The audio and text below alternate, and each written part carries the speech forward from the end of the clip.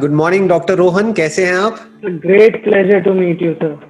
When I was in my MBBS, for 4 years I have watched your videos. For 4 years. Oh that's great. तो कुछ help हुई थी वो video देख करके या टाइम पास के लिए?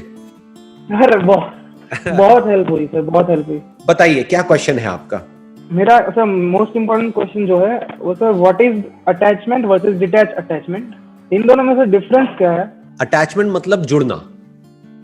किसी के साथ भी जुड़ने का मतलब क्या हुआ कि आप उसके साथ में अटैच हो गए।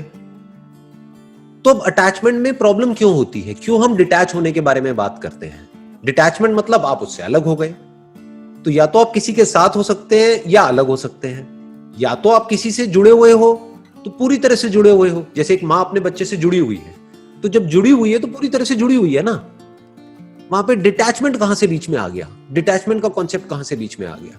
और डिटैचमेंट की जरूरत क्या है? Attachment means love. आप उसी से जुड़ते हो जिससे कि आपको प्यार होता है। अब प्रॉब्लम क्या होती है, इस अटैचमेंट में हम सेल्फ सेंट्रिक हो जाते हैं। मतलब आप ये कह सकते हो कि ये attachment is out of my own insecurities, my own fear, my own complexities, कि मैं आपके साथ में जुड़ रहा हूं अपने फायदे के लिए। बट अगर ये अटैचमेंट है out of care, out of love, out of compassion, इसलिए हम जुड़े हैं कि मेरे को अपनी परवाह नहीं है कि मेरे साथ में क्या होगा। जैसे एक माँ को यह परवाह नहीं होती कि मेरी नींद पूरी होगी या नहीं होगी, उसको यह परवाह होती है कि मेरा बच्चा रो रहा है, तो मुझे अपने बच्चे के लिए चाहे पूरी रात जागना पड़े कोई दिक्कत नहीं है, मेरे बच्चे को कोई तकलीफ नहीं होनी चाहिए, राइट?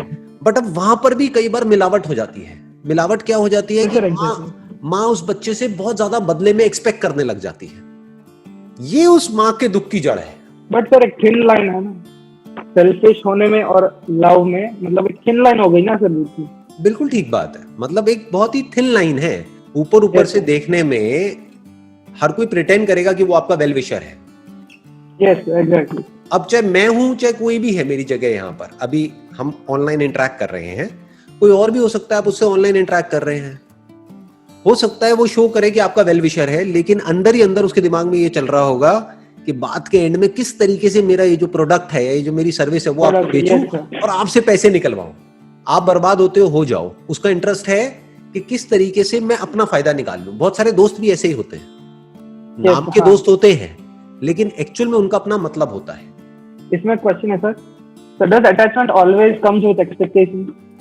Not at all. देखो, attachment born out of the selfish interest is always out of expectations. Exactly. Okay.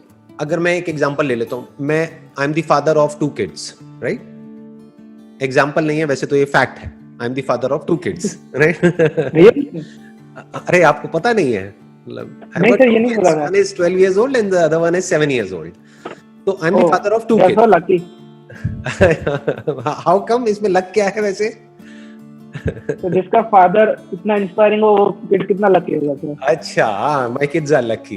Even I am lucky जी। मेरे जो बच्चे हैं वो बहुत ज्यादा प्यार करते हैं मेरे से, बहुत ही ज्यादा अटैच्ड है। और ये अटैचमेंट बुरा वर्ड नहीं है, again I am saying that.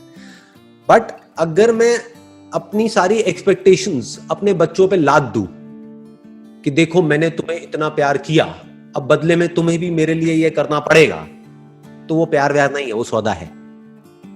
Yes, exactly. समझ गए? मैंने तुम्हारे लिए किया, तुम मेरे लिए करो। It's a deal. राइट, वो it's a deal, it's a business. तो ये अटैचमेंट बुरा है। किसके लिए बुरा है? उनके लिए भी बुरा है और मेरे लिए भी बुरा है।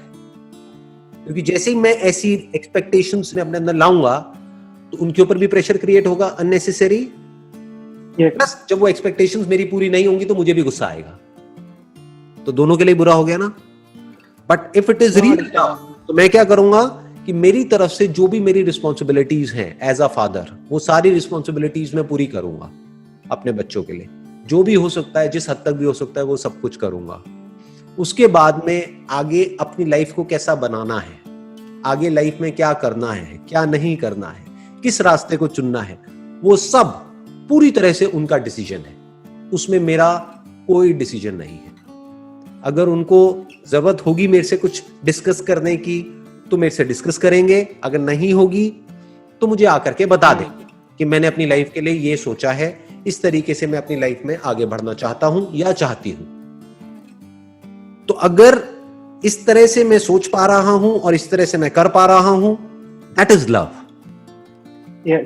बट अगर मैं अपनी ख्वाहिशें, अपने सपने, अपना इंटरेस्ट उनके थ्रू पूरा करवा रहा हूं, तो मैं अपने बच्चों को यूज कर रहा हूं अपना मोटिव पूरा करने के लिए।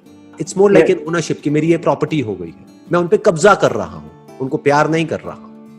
प्यार में कब्जा नहीं किया जाता है, प्यार में फ्री किया जाता है। प्यार आजादी देता है, प्यार बांधता नहीं है। जब हम जुड़ रहे हैं, देखो कितना मजेदार है, Yes, sir. हम जुड़ रहे हैं लेकिन जुड़ने के बाद भी हम फ्री हो रहे हैं क्योंकि हमारी एनर्जीज और बढ़ रही है।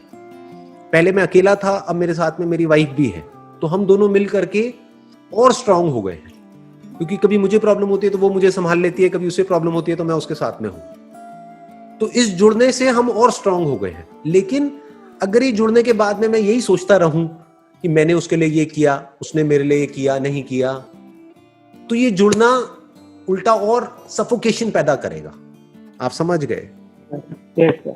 तो अगर हम सेल्फिश होकर के एक दूसरे से जुड़ते हैं तो उसमें किसी का फायदा नहीं होता, दोनों का नुकसान होता है। वो अपने बारे में सोचता है, वो अपने बारे में सोचती है, और वहां पर लड़ाई झगड़े होते हैं, कॉन्फ्लिक्ट्स होते हैं। बट जहां पर प्यार होता है वहां पर लड़ाई में भी मजा आता है, क्योंकि पता होता है कि ऊपर ऊपर लेवल पे तो हम लड़ रहे हैं लेकिन डीपली हम अलग हो ही नहीं सकते।